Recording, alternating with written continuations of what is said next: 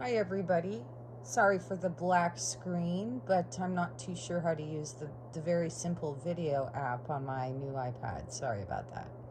But I was gonna put something on my Facebook because that's where I usually want to put it. I want the people in my community to know what I'm thinking, what I'm feeling all the time. Because I think for some reason it's important and I don't always know why. Oftentimes I just blame it on my kind of histrionic tendencies to want attention. It's very deep-rooted, or my borderline, my cries for help, or maybe even just ADHD, or being bored and isolated and feeling lonely and, having issues with substance abuse and all of that. So there's a lot of things. Variables, that's what I say. A favorite word. Um, Now I wanted to talk about epiphanies. Those moments where you go, holy shit, I just learned something very valuable. Some of us have more of them than others, depending on whether we live in denial or not, whether we have a really positive outlook or not.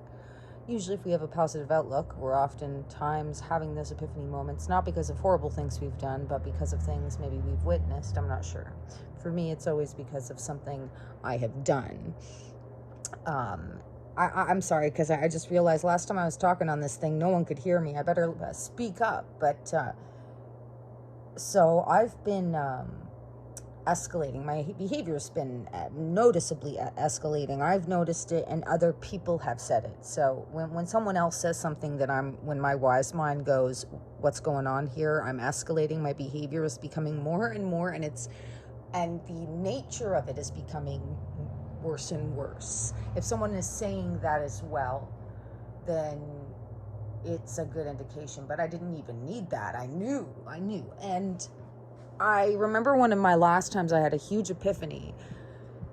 It ended up making me sober up for about a month, and then I kind of started drinking again. But in that month, so I felt like it was all in vain, but I realized it wasn't, because in that month I got kind of familiar with Brian Wilson, who again is controversial because, is it Brian Wilson?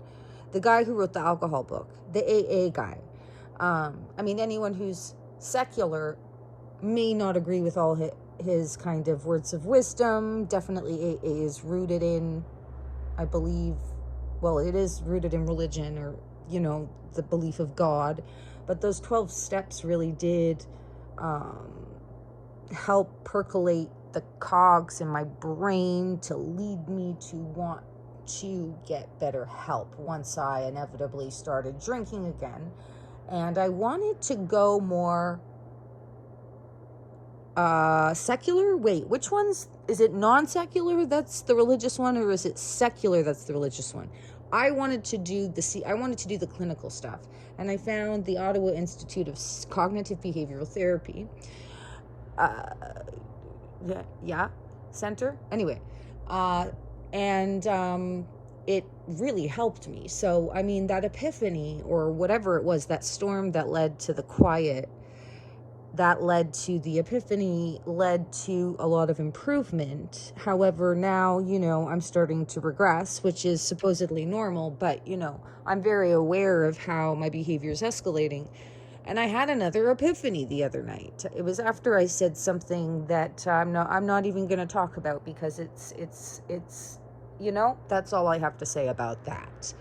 And I just posted something that was, no matter whether it was true or not, would have been considered slanderous. And I was told to take it down and I did immediately, because I knew that it was wrong. But I think I was happy.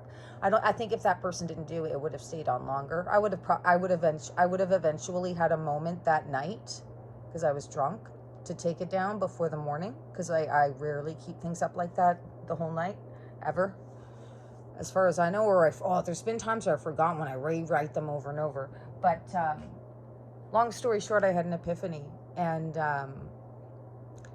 it was that somebody said to me, you got to let your anger sometimes make your anger sadness. And it kind of sucks to hear that, but it is the truth, because sadness is kind of what's happening. You're kind of resisting your sadness. And why am I sad? Well, because I have no community.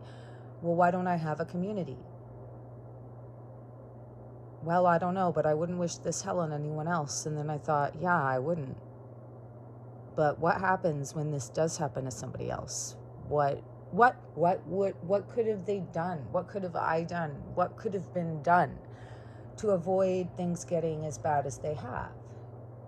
You know, if I had affected people's lives positively in the same qualitative amount or whatever that I've affected them negatively, wouldn't life be a better place? If we could avoid people turning into whatever I may have turned into, which doesn't define all of me. I obviously have enough of something to be able to notice it now.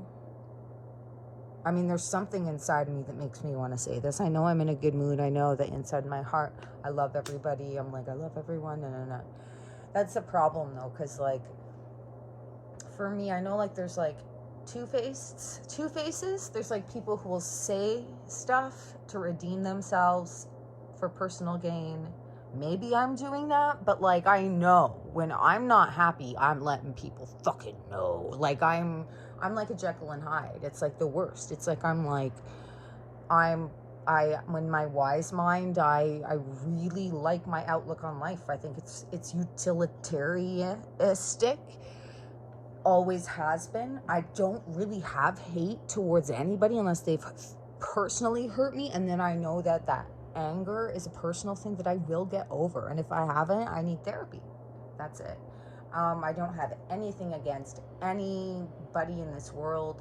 I try to see things through the, different lenses. I'm always trying to look for the good in my wise mind, which isn't always there. And when I'm not in a wise mind, my anger stems from my lack of community in my area. So that's, again, I'm not, I don't go like all racisty or all, drug selly or something. I don't know. Like, I'm just, even if I did, the racism part, I'm sorry, I have a personal problem with that, people that sell drugs as well, like there's variables. But anyway, I'm getting way too personal, and those are my I don't even know what I'm saying right now. I'm rambling. It just led me to the belief that, because I've always loved kids. I've always wanted to help kids, but I don't want to be a kindergarten teacher because I have a fear of throwing up, and I'm sorry, I don't really want that life. I don't want it. Okay? I don't. And I don't even, and I don't even know if it would, I would be hired, seeing as how, I've got, a really pretty bad rep. But it led me to, I learned very quickly in, the first day of asking around about, starting, a cause. Your cause has to be specific as, So, my cause is pretty specific. And it's geared towards, I guess, my generation's children. And offering resources to them in the Western Quebec area, specific resources that may have, because I started thinking, what was it outside of me? What were the things outside of me that I couldn't control that possibly could have helped for the better? Maybe I wouldn't have been 100%, opposite of the person I am today. I might still be a little bit of a brat. However, I wouldn't be causing as much destruction as I am. So what could have been done? And I need to think on that, because I think there are a few things. I'm not going to say them specifically right now, but what I do know is that those epiphanies, because I'm always a little bit hesitant to say that because a lot of the times people who struggle with alcoholism, they've got this archetypal, line that's I got plans, man, don't worry, you're gonna see change or something. Or it's people who are always starting and unfinishing projects, but that's not what's happening. I've never believed that. No, for the past 6 or 7 months, I've been on this new path, and it has been something where I've actively acknowledged, that I'm not sure what it is, but this is not enough. But what I want now is enough. And what compelled me to even, I'll close this with what compelled me to even want to upload this to my mental health blog is that, oh my God, don't forget what you were just about to remember. Ah. Oh, you know how like when you look at those, there's always these goal sheets that are like, where do you see yourself in 1 year? Where do you see yourself in 5 years? Where do you see yourself in 20 years? I never knew how to answer that until just now, which was, where do I see myself in 20 years? Seeing that our children's generation, our generation's children, are not going through some of the things that I've gone through. What I've gone through is a making almost of my own, man against himself, okay? There are things we cannot control. There are things that I know that my generation is going through, and they've got strong minds enough to deal with, although they are struggling. I'm talking about people like me, sensitive beings with fragile minds, who are wonderful people. I love myself, okay? I think I'm cool. I think I'm awesome. I think I'm talented, all of that. Great. And I really do believe that you know, there could have been some more resources, and so where do I see myself in 20 years? Seeing a community, because I talk about a community a lot on my like more personal platforms. Seeing a community that accepts people, I guess, like me. I know that sounds really general. I'm really trying to be sensitive. That will accept people like me, because I have the skills, or future me's have the skills to navigate the world better in this area. People like me will have the skills to navigate the world in this area better, and it's going to be better for everyone. I swear. Yay! I think I made a good point. Okay, love you guys. Thanks a lot. Happy Father's Day, everybody. Everyone who's a father or wants to be. Happy Father's Day.